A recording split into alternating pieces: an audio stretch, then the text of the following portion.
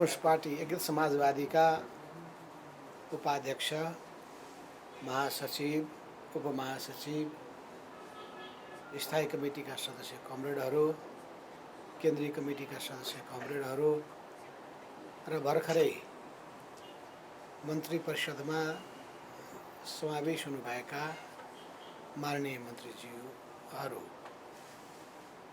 आज हामी हाम्रो पार्टीको तर्फबाट मन्त्री पदमा नियुक्त हुनुभएका कमरेडलाई हार्दिक स्वागत गर्नका लागि र पार्टीको एउटा निर्देशनको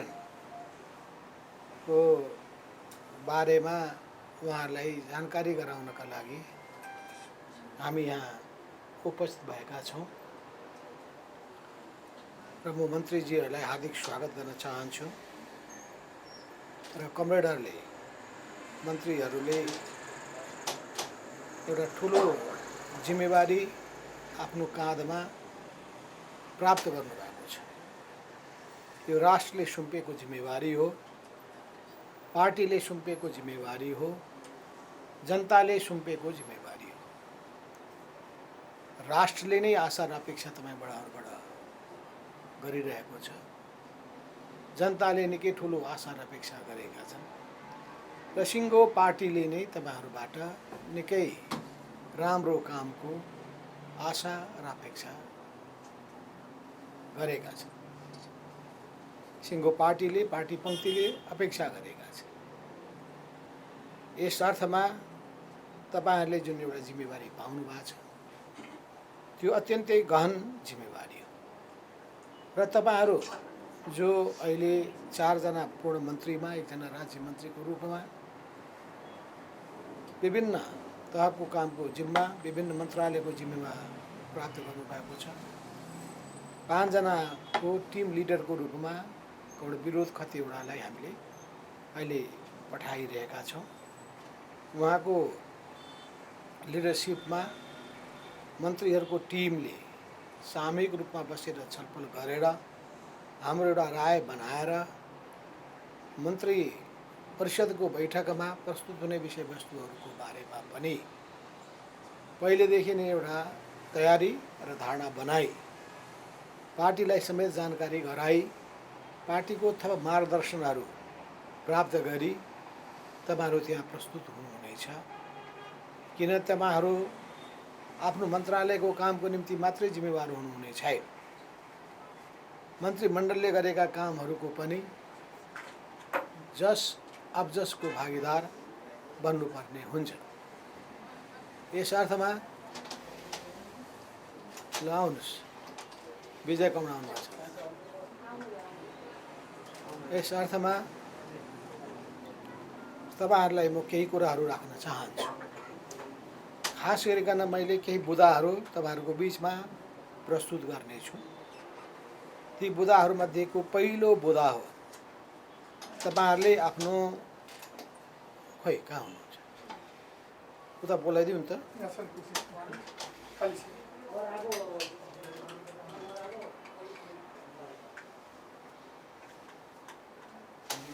खोइ बोलाइदिनुहोस् न। मोहनजी किन नबोलाउनु भएको उहाँले?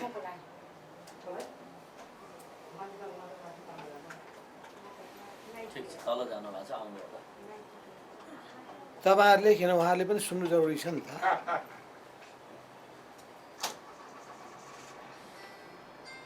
तपाईँहरूले इमान्दारिताका साथ, कर्तव्य निष्ठाका साथ आफ्नो काम सम्पादन गर्नुहुनेछ भन्ने मैले र हामीले आशा गरेका छौँ।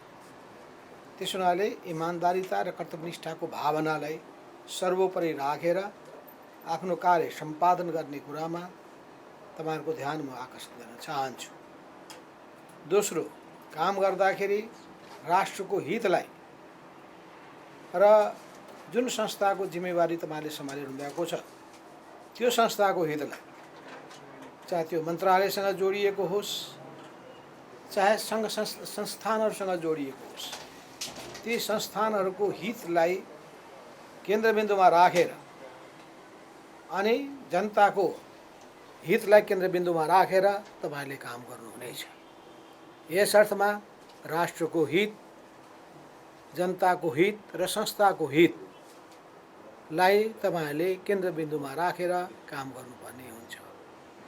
तेस्रो, काम गर्दाखेरि निजी स्वार्थ, अनियमितता र भ्रष्टाचार जन्य प्रवृत्तिहरूबाट तपाईँहरू मुक्त हुनुपर्छ, त्यहाँबाट टाढा रहनुपर्छ। यो तेस्रो कुरामा मैले जोड दिन चाहेको छु। चौथो कुरा, आफ्नो योग्यता र क्षमता र कार्य सम्पादनमा उत्कृष्टताको आधारमा नै कुनै पनि व्यक्तिको छनौट गर्ने र जिम्मेवारी दिने कुरामा तपाईँहरू लाग्नुहुनेछ र यसरी व्यक्तिको छनौट आफू खुसी, आफूलाई हित हुने कुरालाई होइन, ती व्यक्तिहरूको योग्यतालाई, क्षमतालाई, कार्य सम्पादनमा उत्कृष्टताको पक्षलाई सुनिश्चित हुने गरी व्यक्तिको छनौट गर्नुहुनेछ र जिम्मेवारी दिनुहुनेछ। पाँचौँ, बदनामी कमाउने र विवादमा पर्ने कुनै पनि काम कुराहरू तपाईँहरूबाट हुने छैनन् भन्ने कुराको हामीले आशा र अपेक्षा गरेका छौँ। छैठौँ, स्वच्छ र सादा जीवन, असल आचरण र संस्कारको तपाईँहरूले अवलम्बन गर्नुहुनेछ। त्यस हुनाले यो स्वच्छ र सादा जीवन, असल आचरण र संस्कार कुरा बुझ्नुभयो होइन? यो मन्त्रीहरू रक्सी खाएर माथिए, बेलुका बेलुका 5 स्टार होटलमा गएर रक्सी खाइरहेका छन् र आफ्नो क्लाइन्टहरूसँग बसेर यिनी कुरा गरिरहेका छन् भन्ने कुरा सुन्नु नपरोस्। सिधा कुरा, रक्सी खाने बानी छ भने पनि बानी त्याग्नुहोस्, त्यो त्याग्नुहोस्। बरु त्यो त्यसले फाइदा गर्दैन, स्वास्थ्यलाई पनि फाइदा गर्दैन, परिवारमा पनि फाइदा हुँदैन, समाजमा पनि नाम बदनाम नै हुन्छ र कसैले पनि राम्रो भन्दैनन्। त्यस हुनाले यही हो मौका, मन्त्री भइएको छ, आनन्दले पो अब बस्ने हो। पहिले 4 पे खाइन्थ्यो भने अब 10 पे खाइन्छ भने ठान्नुभयो भने त्यो छुट तपाईँहरू पाउनेवाला हुनुहुन्न। त्यो एकदम प्रष्ट कुरा छ। त्यसैले मैले आचरणको पक्षलाई, त्यो आचरणभित्र रक्सी खाने मात्र होइन, दुर्व्यसनको कुरा मात्र होइन, अरू आचरणहरू महिलासँग जोडिएका त्यस्ता कुनै कुराहरू सुन्नु नपरोस्, त्यस्तो व्यवहारहरू तपाईँहरूबाट नहोस्, यस कुरामा म जोड दिन चाहन्छु। तपाईँहरूले पार्टीको नेतृत्व र पार्टीले जिम्मेवारी दिएको विभागसँग काममा समन्वय गर्नुहुनेछ। पार्टीको निर्देशन र सल्लाहलाई केन्द्रबिन्दुमा राखेर तपाईँहरूले काम सम्पन्न गर्नुहुनेछ। विज्ञहरू र त्यस क्षेत्रका कामका अनुभवी व्यक्तिहरूसँग नियमित रूपमा तपाईँहरूले राय परामर्श लिने चलन बसाल्नु पर्दछ। धेरैको राय सुझावहरू जति धेरै प्राप्त गर्न सक्यो राम्रो हुन्छ र यो राय सुझावको कुरामा पनि अल्मलिनु जरुरी छैन। कहिलेकाहीँ एउटाको राय एउटा छोरमा हुन्छ, अर्कोको राय अर्को छोरमा हुन्छ। यस्तो अवस्थामा फेरि क्रस भेरिफिकेसन गर्नुपर्दछ, चेक गर्नुपर्दछ र तथ्यको आधारमा सत्यमा पुग्नुपर्ने काम गर्नुपर्छ। तपाईँहरूले 5 दलीय गठबन्धनको भावना अनुरूप अरू दलसित समेत सहकार्य गर्ने गरी आफ्नो कार्य सम्पादन गर्नुपर्ने हुन्छ। 10औँ कुरा, नेता र कार्यकर्ताहरूसँग, खास गरिकन सांसदहरू र पार्टीको विभिन्न क्षेत्रका कार्यकर्ताहरूसँग जीवन्त सम्पर्क राख्नुपर्छ। मन्त्रीको कार्य व्यवस्था सबैले बुझेका हुन्छन्, त आफ्नो पिएहरू नियुक्त गर्दाखेरि पार्टीले नै सँगको परामर्शको आधारमा, सल्लाहकारहरू नियुक्त गर्दाखेरि पार्टीको परामर्शको आधारमा अरू अन्य जोडिएका अनेक पक्षहरू हुन्छन्, ती सबै आफू खुसी आफ्नो ढङ्गले गर्ने होइन।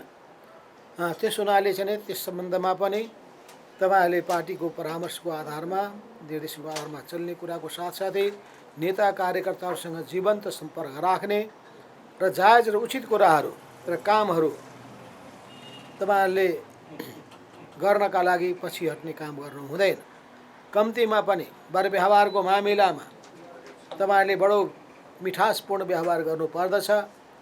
अप्ठ्यारो पर्छ, सजिलो छैन। त्यस्तो अवस्थामा गर्न सकिने कामहरू गर्ने हो, गर्न नसकिने कारणहरू बताइदिने हो। र त्यसमा पनि खास गरी मेरो ध्यान कहाँ जानेछ भन्दाखेरि सबभन्दा दुःख पाएका त्यस्ता कुनै परिवारहरू छन् भने राजनीतिमा लामो समयदेखि पार्टीको पक्षमा दृढताका साथ उभिएका र भएकाहरू त्यस्तो परिवारहरू छन् भने अनि पार्टीको पूर्णकालीन कार्यकर्ताको परिवारहरू छन् भने र त्यसै गरी समाजमा पनि अत्यन्तै अन्याय अत्याचार थिचोमिचोमा भरेका पिछडिएका समुदायहरू, गरिब विपन्न जनताहरू र युवा अलि भरभराउँदा आशा लाग्दा युवाहरू, ती सबैहरूलाई चाहिँ उचित ढङ्गले समायोजन गर्ने तहसम्ममा समायोजन गर्ने कुरामा ध्यान पुर्याउनु हुनेछ। यी सबै गरे बापत अनुचित कुनै पनि कामहरू, अनुचित कुनै पनि शर्तहरू तपाईँहरूबाट राखिने छैन। आफ्नो स्वार्थलाई केन्द्रबिन्दुमा राखेर चल्ने काम तपाईँहरू गर्नुहुने छैन भन्ने कुराको मैले आशा राखेको छु, विश्वास गरिरहेको छु र सिङ्गो पार्टीको पनि यही भावना रहेको छ। यस अर्थमा सिङ्गो पार्टीको यो भावनालाई तपाईँले आत्मसात गरेर तपाईँहरू सबैजना पहिलोपटक मन्त्री बन्दै हुनुहुन्छ, एकजना बाहेक। एकजना व्यक्तिले फेरि दोस्रो पटक मन्त्रीको अभिभारा पाउँदै हुनुहुन्छ, अरू बाँकी सबैले पहिलोपटक मन्त्रीको कार्यभार सम्हाल्दै हुनुहुन्छ। त्यस हुनाले पहिलोपटक कामको अनुभव प्राप्त गरिसकेका व्यक्तिले समेत त्यो अनुभवलाई ध्यानमा राखेर चाहिँ अहिले पनि काम गर्दाखेरि तपाईँहरू प्रत्येकलाई म भन्न चाहन्छु, पुराना त्यस ठाउँमा काम गरेका व्यक्तिहरूको कुराहरू सुन्नुहोला, कुराहरू थरीथरीको आउलान्, त्यसमा सुझावहरू माग्नुहोला, सकेसम्म लिखितम माग्ने काम गर्नुहोला। ती संस्थामा रहेका कमी कमजोरीहरू के छन्, समस्याहरू के छन्, ती सबै राम्ररी सुन्नुहोला र ती कमी कमजोरीलाई सुधार्ने उपाय के हुनसक्दछ र त्यसको निम्ति पनि लाग्नुहोला। यहाँ सबैतिर अनेक स्वार्थले प्रेरित भएका व्यक्तिहरूको दौडधुप निकै धेरै ज्यादा हुने गर्दछ र त्यसको निम्ति उनीहरू आफ्नो स्वार्थ पुरा गर्नका लागि अनेक खालका अनुचित तरिकाहरू अवलम्बन गर्न पुग्दछन्। त्यस हुनाले बडो दिग्भ्रमित हुने स्थिति पनि बन्ने गर्दछ। त्यो यो मान्छे ठिक कि त्यो मान्छे ठिक, यो मान्छेको कुरा ठिक कि उसको कुरा ठिक, बुझ्नै गाह्रो। मलाई त गाह्रो परिरहेछ, पछि तपाईँलाई झन् कति गाह्रो होला भने म अनुमान गर्न सक्दछु। भनिसकेपछि अब हाम्रै पार्टीभित्रको हिसाब मैले गर्न पाएको छैन। कतियौँ पटक मन्त्रीहरूको अब प्रवेश भइरहेछ मन्त्रालयमा, त्यो मैले गर्न पाएको छैन। सुरुदेखि 2047 सालदेखिको सँगै जोड्दै जाने हो भने 47 सालको अन्तरिम सरकारमा पहिलो हाम्रो नेकपा मालेको तर्फबाट सहभागिता रहेको थियो र त्यस पश्चात 2051 सालमा हामीले जब अल्पमतको सरकार बनाएका थियौँ, दोस्रो पटक त्यो हाम्रो सहभागिता रहेको थियो।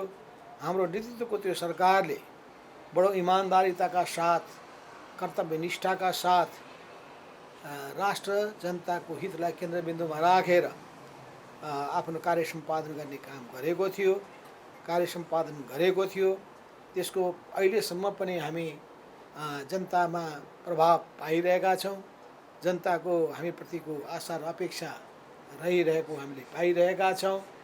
त्यसले हाम्रो प्रतिष्ठालाई बढाएको छ, जनताको आशा र अपेक्षालाई त्यसले बढाएको छ र त्यसै जगमा उभिएर त्यस पश्चात हामीले विभिन्न समयमा सरकारहरूमा मन्त्रीहरू पठाउँदै आएका छौँ।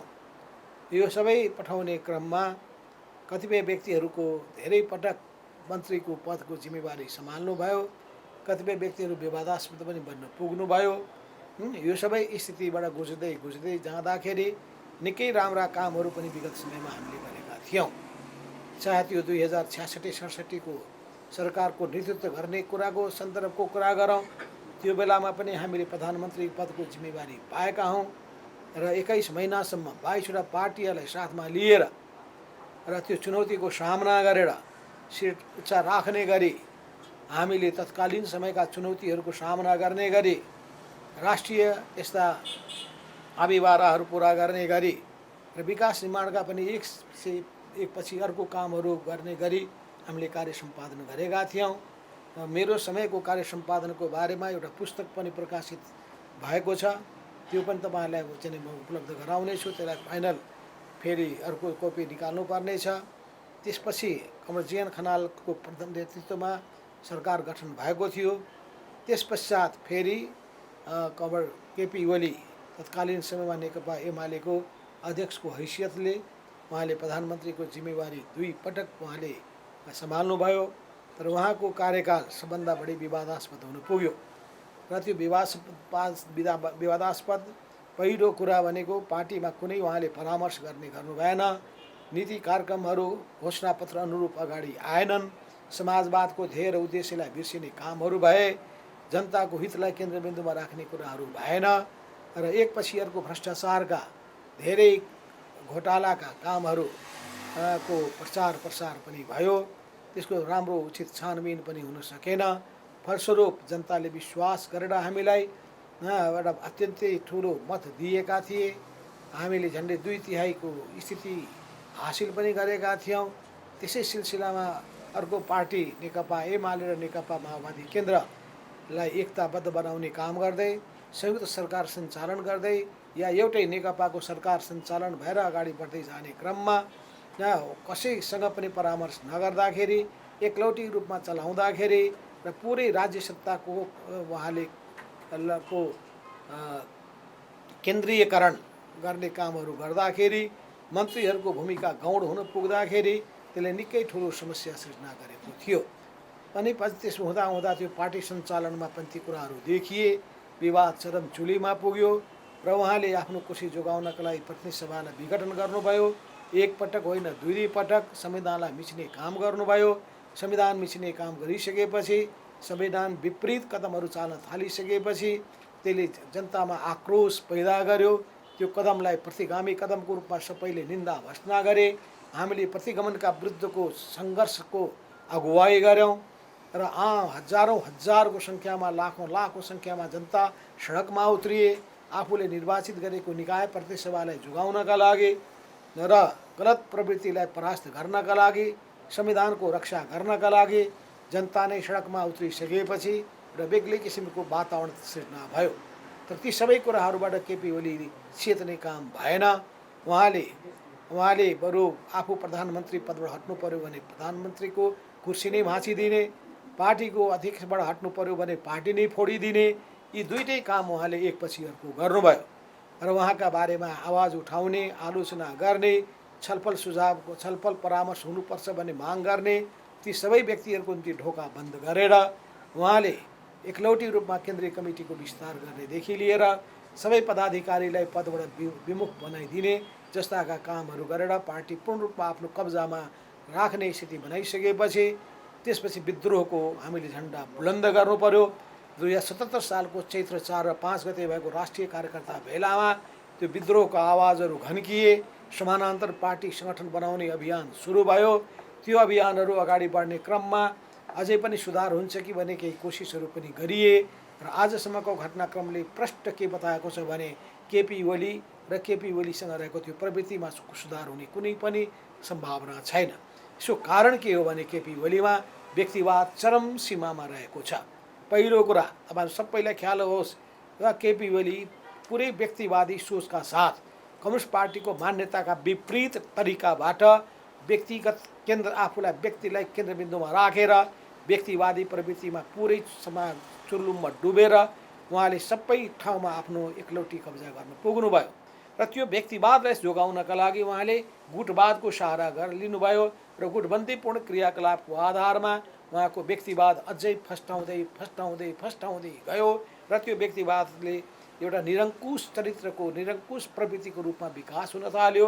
अरू सबैलाई व्यवस्था गर्ने, म नै राज्य हुँ, म नै पार्टी हुँ, म I am above the party, I am above the state भन्ने मान्यतामा उहाँ चल्ने र उहाँको व्यक्तिवादको चरम रूप हामीले उहाँले आयोजना गरेको कथित विधान महाधिवेशन त्यहाँ उहाँका सबैतिर फोटा प्रदर्शनी र त्यसपछि व्यक्तिवादको नाङ्गो रूप हामीले देख्यौँ। सामूहिकताको भावना समाप्त भएको पायौँ र यी सबै यस्तो हुनुको मूल कुरो के हो भने उहाँ मार्क्सवादको मूल सिद्धान्तबाट विचलित भइसक्नु भएको हुनाले र दक्षिणपन्थी उहाँ पुरै आत्मसमर्पणवादी नीति उहाँले अवलम्बन गरेको हुनाले राष्ट्रियताको सवालमा पनि उहाँले लम्पसारवादी नीति अवलम्बन गर्नु पुग्नुभयो र पार्टीको चाहिँ क्रान्तिकारी धारलाई एकदम कमजोर बनाउँदै पार्टीलाई दक्षिणपन्थी दिशातर्फ लिएर जाने र दक्षिणपन्थी शक्तिहरूसँग साँठगाँठ गर्दै त्यही दक्षिणपन्थी गठबन्धनमा को आधारमा मुलुक चलाउने दिशातर्फमा उद्धत हुनुभयो। त्यो सबैले गर्दाखेरि अनि लोकतान्त्रिक शक्तिहरू वामपन्थी शक्तिहरूले हातेमालो गर्नुपर्ने स्थिति बन्यो र अहिले लोकतान्त्रिक र वामपन्थी शक्तिहरू मिलेर हामीले गठबन्धनको सरकार निर्माण गरेका छौँ र यो सरकारले अब विगतमा भएका कमी कमजोरीहरूलाई फेरि नदोहोऱ्याउने प्रतिबद्धता व्यक्त गर्दै राम्रो जनताका चाहना र भावना अनुसार समयको माग अनुसार समाजवादको दिशामा अगाडि बढ्ने गरी आफ्नो कार्य सम्पादन गर्नुपर्ने हुन्छ। हामीले नेपाली विशेषताको समाजवाद कस्तो हुनेछ, के गर्दाखेरि त्यो समाजवादको मूल विशेषतासँग मेल खान्छ त त्यसको बारेमा गहन छलफल गर्नुपर्ने आवश्यकता छ। समाजवादको नेपाली मोडेल के हुन सक्दछ, अरू देशको समाजवादको अभ्यास हाम्रो निम्ति कति उपयोगी रहेका छन् भने समाजवादी मुलुकहरूका र समाजवादी मुलुक मात्र होइन अन्य लोक कल्याणकारी राज्यको मान्यतामा चलिरहेका देशहरूका अनुभवहरू पनि र विभिन्न देशहरूले आफ्नो आफ्नो देशको विशेषता अनुसार कतिपय क्षेत्रमा प्राप्त गरेका उपलब्धिहरू ती सबै सकारात्मक कुरालाई समेत ग्रहण गरेर हामीले नेपालको विशेषता अनुरूप त्यति अनुभवहरूलाई समेटेर अगाडि बढ्न सक्ने हो भने छोटो समयमा नेपाल राष्ट्रलाई यो गरिबी अभाव पछौटेपन अन्याय अत्याचार शोषण उत्पीडनको मारबाट मुक्त गर्न सक्नेछौँ। युवाहरूलाई स्वदेशमा रोजगारी उपलब्ध गराउन सक्नेछौँ र नेपाली युवाहरूलाई जसरी खाडी क्षेत्र र विदेशमा भौतारिने स्थिति भन्ने गरेको छ, अनेक किसिमका चाहिँ यो बिचौलियाहरूको फन्दामा पैसाको चक्करमा फस्ने गरिएको छ, ती सबैबाट जोगाउने जिम्मेवारी पनि हाम्रो काँधमा छ। हामी श्रम मन्त्रालयको जिम्मेवारी पनि हामीले नै बोके भएको हुनाले अब हामीले अब यो पैसा लिने र परिवारको हरिबिजो गर्दै हुने यो स्थिति अन्त्य गर्नुपर्छ र नेपाली कामदारको हितको सुरक्षा गर्ने कुरामा विशेष ध्यान दिनुपर्छ। हाम्रो देशमा पनि राष्ट्रिय पुँजीको विकासमा विशेष जोड दिनुपर्छ। त्यसरी हाम्रो श्रमजीवीहरूको हितको पक्षमा पनि हामीले ध्यान दिनुपर्दछ र हाम्रो कर्मचारी तन्त्रले पनि इमान्दारिता र निष्ठाका साथ कार्य सम्पादन गर्नुपर्दछ र राज्य र समाज राजनीतिक दल तीनटेको बिचमा उचित समन्वय गर्दै राज्यका सबै निकायहरूले कर्तव्य निष्ठापूर्वक आफ्नो कर्तव्यहरू जिम्मेवारीहरू राम्ररी पुरा गर्न सकुन् भन्ने कुरामा ध्यान पुग्न सक्नुपर्दछ। यस कार्यमा हाम्रा मन्त्री कमरेडहरूले महत्त्वपूर्ण भूमिका निर्वाह गर्नुहुने आशा र अपेक्षा मैले गरेको छु। यसै क्रममा उहाँहरूलाई फेरि पनि म हार्दिक बधाई पनि दिन चाहन्छु, स्वागत पनि गर्दछु र आफ्नो कार्यकाल सफलताका साथ सम्पन्न गर्न सक्नुहोस्, कार्यकाल पुरा गर्न सक्नुहोस्, यही शुभकामना व्यक्त गर्दै आफ्नो मन्तव्य टुङ्ग्याउँछु। हस्त धन्यवाद।